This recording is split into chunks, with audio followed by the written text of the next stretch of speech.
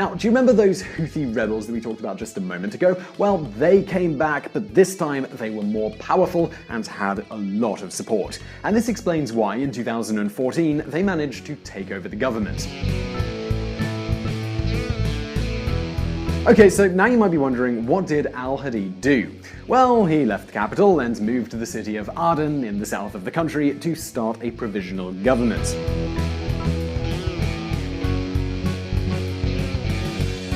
Now, remember here that Saudi Arabia is a Sunni Muslim country, and, well, who is the biggest enemy of Sunni Muslims? Well, yep, that would be the Shia Muslims. These are exactly the people who have conquered the capital of Yemen. And this explains why the Saudis are so keen on supporting al-Hadi and his provisional government in Aden. Then, finally, we also have Daesh, aka Islamic State, in the mix as well, who are, well, an enemy of both sides. Alright, so now we have the Houthi rebels and their supporters. The Houthis are Shia Muslims, and therefore they are friends with Iran. On the other hand, al-Hadi is in Aden and he is supported by the Saudis, and the Saudis will do whatever it takes to ensure that Iranian influence in Yemen is minimized. You probably remember from one of our previous videos that Saudi Arabia and Iran are die-hard enemies. And thus, in 2015, another Yemeni civil war started.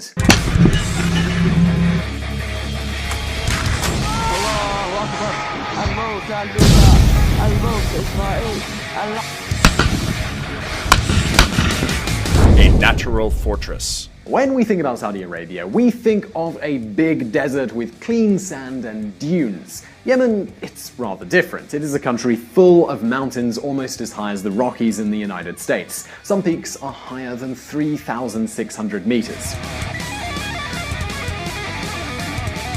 All of this makes it really hard to transport a big army, no matter how well equipped it is. For instance, the Saudis, they utilize a tank model called the M1A1 Abrams. This is sort of like the BMW of tanks. Now, imagine a convoy of these machines crossing a path where they have to travel in single file.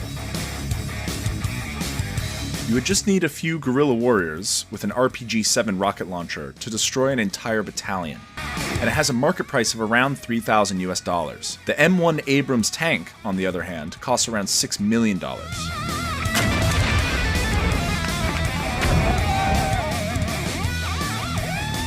But, well, not only that. As we said at the start of this video, the Saudi coalition has over 180 combat jets and also American drones. But there is a further problem here. In a landscape full of mountains and caves, it really is easy to hide from these drones. Not even the state-of-the-art radars can see in detail what's inside of the caves.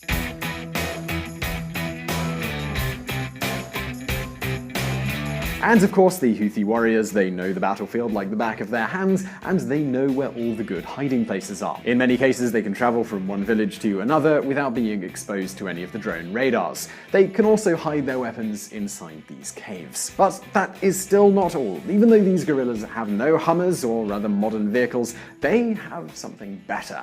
They have animals. Oh yes, you heard that right. In those high mountain areas, the most effective way to transport something is by using donkeys or camels. So in other words, the only way of tracking the movements of these guerrilla warriors is by having people behind their lines. Now, we're not exactly talking 007-like spies here, but rather local citizens who are willing to help or soldiers who are close to enemy lines. Alright, so even with these problems, you might still be wondering how the Saudis are getting beaten. The scales seem to still be tipped pretty far in Saudi Arabia's favor. Wow. A demotivated army? Now, many of you might think that the political system of a country has nothing to do with the way they organize their army and conduct war. Well, actually, in a country like Saudi Arabia, they are really connected. In an absolute monarchy, like they have in Saudi Arabia, the royal house cannot trust their army. Their main obsession is keeping control over the entire military from the top all the way to the bottom. This is why the decision-making power is slower than in any other army.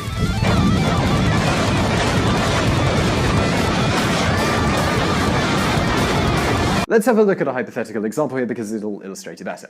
Let's imagine a soldier discovers a machine gun nest that is, say, 300 meters out. In Western armies, such as the American or British one, that soldier can easily ask for reinforcement by radio. Usually he or she would go alongside with another soldier from the Air Force who can give the exact coordinates to a pilot nearby. In a matter of minutes, a combat jet is bombing the machine gun nest. Now let's consider the Saudi army. First of all, that soldier would have to tell a sergeant, and that sergeant would have to speak to someone higher up, and by the time that decision has really reached someone who can actually make the decision, it's been longer than an hour. The 60 minutes here are the difference between neutralizing an enemy position and losing a soldier.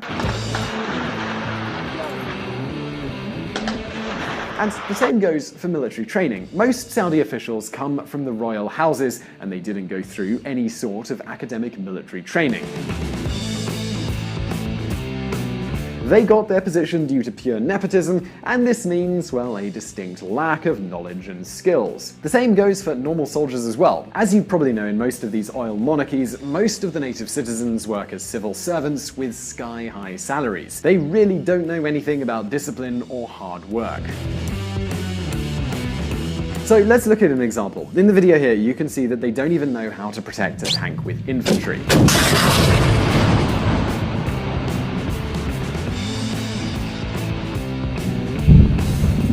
And don't forget that inside that tank, it's very difficult to see the outside. This is why a basic principle of war is that you always want to have soldiers walking around the tank so that they can see if something is firing upon it. This really is War 101. Nevertheless, the Saudis missed that class, and this explains why it is so easy to destroy their tanks with such cheap weaponry.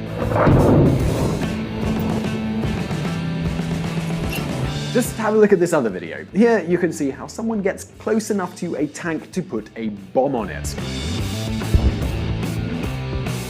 On the other hand, surprisingly, the Houthi rebels have a much more Western management system. Small groups can react quickly, and they don't need to go all the way up through the hierarchy.